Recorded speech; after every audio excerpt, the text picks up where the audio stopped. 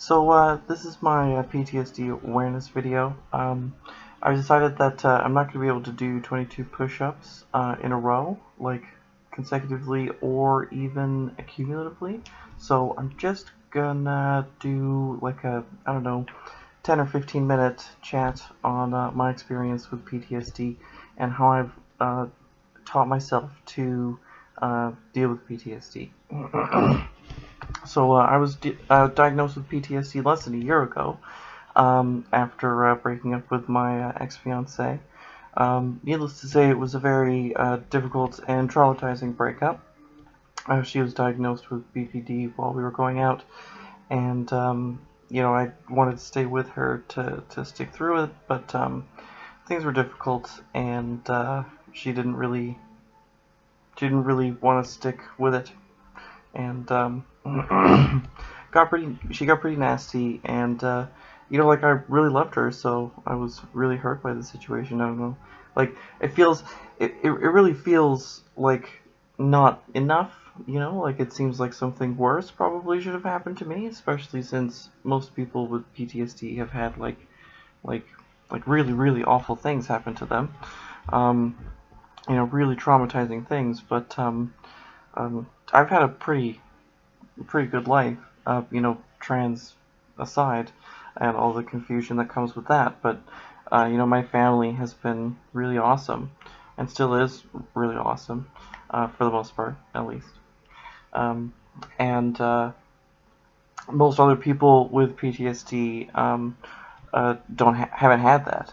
And don't have a good support network. My support network isn't exactly fantastic, but it is better than most. So, um, I was surprised at my own response, and the intensity of my own response. It was one of the reasons that I sought out a therapist, and did a lot of research on it at the time. Also because that was the only way I could spend my time, thanks to the intensity of the anxiety. Fortunately, that's mostly gone to the wayside. My days these days are pretty normal. Like the intrusive thoughts that are the hallmark of CPTSD are gone, for the most part. Every now and then they still show up. When triggered by certain things, like short Asian people with black hair, will sometimes trigger me, but nowhere near as much as it used to, which was pretty tough because like I live in Vancouver, and there's a lot of Asian people here, and they all have black hair. Yeah, it was tough.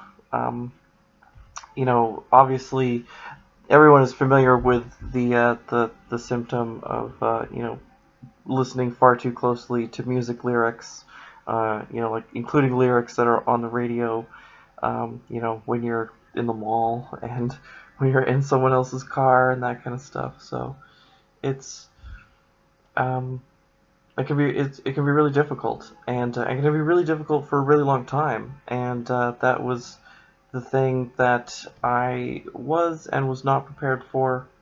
Um, I know a lot about psychology and neuropsychology and that kind of stuff, so I know that change can be made and change can happen, but that it takes a lot of time. Um, and In the meantime, it's and like so, and what it ends up becoming is just trying to um, you know unlearn all of those bad mental habits that you learned before. Um, I learned before that when my partner was upset with me, they were very, very upset. Like, there wasn't any level of upset, other than extremely upset. Even, and like, to her credit, not very many things would make her upset, although over time that did erode. Um, but whenever anything did make her upset, it would make her very, very upset, to the point where, sometimes she was like trying to throw things off the balcony, and one time she wanted to try to fill a bucket of water and throw it not necessarily on the people who were talking that were keeping her up, but in their area, so that they wouldn't be able to talk there anymore, and thus prevent her from having a nap. Um, you know, like if she would have asked nicely the first time, I'm sure they would have been like, oh, okay, sure, yeah, hey, I'm trying to take a nap, and it's the summer, so like I can't like exactly close the window because it's already whatever a hot temperature is in Celsius. and and so yeah, geez. Anyways, that was a particularly ridiculous incident, um, and that one got us in trouble with the landlady too. I was pretty upset about that. Um, anyways, so uh, it just becomes about unlearning those negative thoughts, and those and whatever those intrusive thoughts intrude, just reminding yourself that you're not really in control of your thoughts. Like especially when it comes to having PTSD, especially when it comes to having CPTSD in particular, but also when it comes to like having a brain and being conscious. All of our thoughts just kind of occur to us out of nowhere, and given the negativeness of our experiences that have given us CPTSD, whatever they may be, um, that is. Oh god, I lost my train of thought right in the middle of a sentence. See, this is why we can't do unedited stuff. But I think I'm just gonna go with it anyways. Except that I still can't remember. I'm gonna take a drink. Also, this song is really good.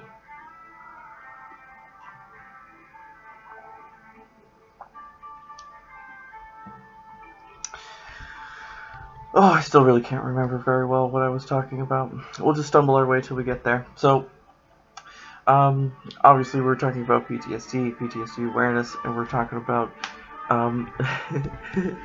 no. Well, maybe what I should do then is conclude. Um, so, PTSD sucks, and it takes a lot of time to get through it. If you have PTSD, you just need to stick with it. The good news is that it does obviously change. The brain is quite plastic. Unfortunately, like plastic, molding it takes a lot of time and a lot of energy. But it can be done.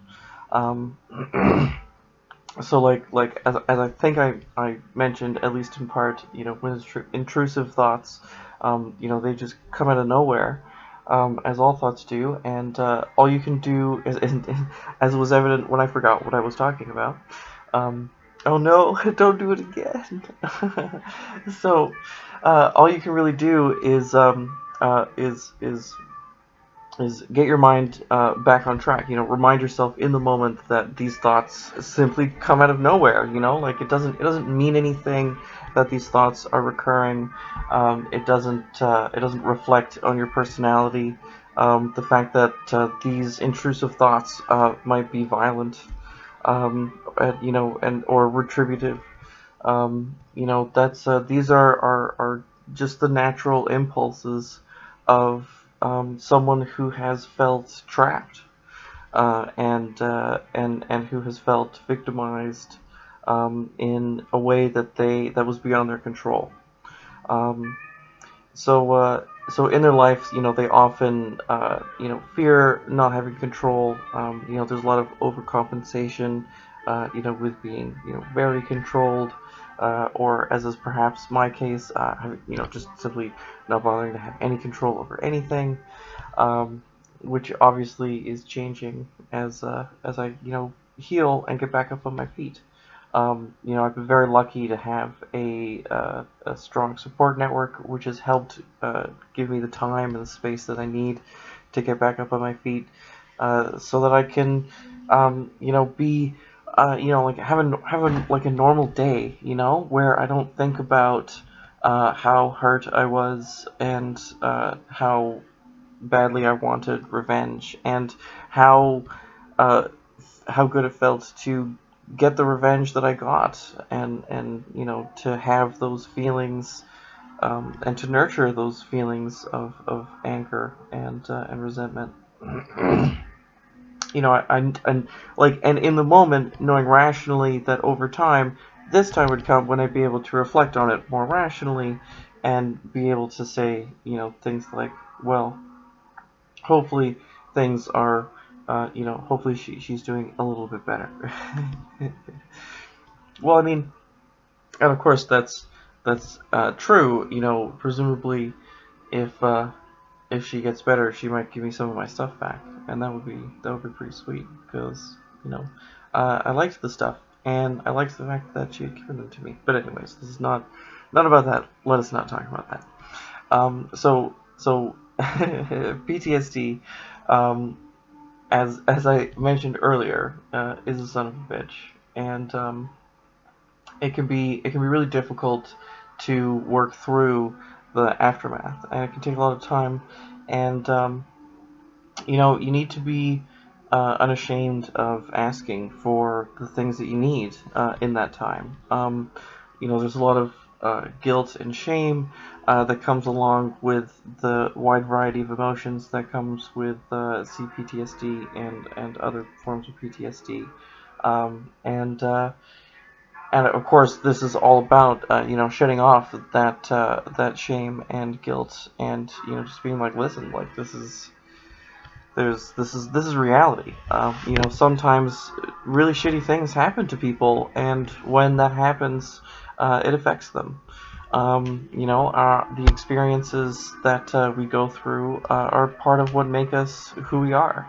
We're a combination very much of our genetics and our environment and our experiences. So, we need to stand up for the reality of our experiences, and we need to stand up for um, the truth of the impact that those experiences have had on us. And, I was very profoundly impacted by what happened, to say the least. And it's profoundly altered my personality and my life. And like someone did that to me. um, and that's a crazy thing. It's a crazy thing. The thing is that, of course, that happens to other people. You know people happen to lots of people, and there's no one, as I've discovered since then, there's no one quite like someone who has been hurt by someone, to really understand, and no surprise there. It's hard to imagine what that kind of suffering is like, because an accurate recollection of the amount of suffering would amount to months and months of suffering, and you just don't have time in the moment to absorb all of that crying. Like, you dehydrate from the tears pretty quickly, and that's just not this hasn't been selected for over time. But I digress. So patience is key, and retraining the dog is key. Like, just every time those negative thoughts come in, just be like, oh fuck, there they are again. Look at that.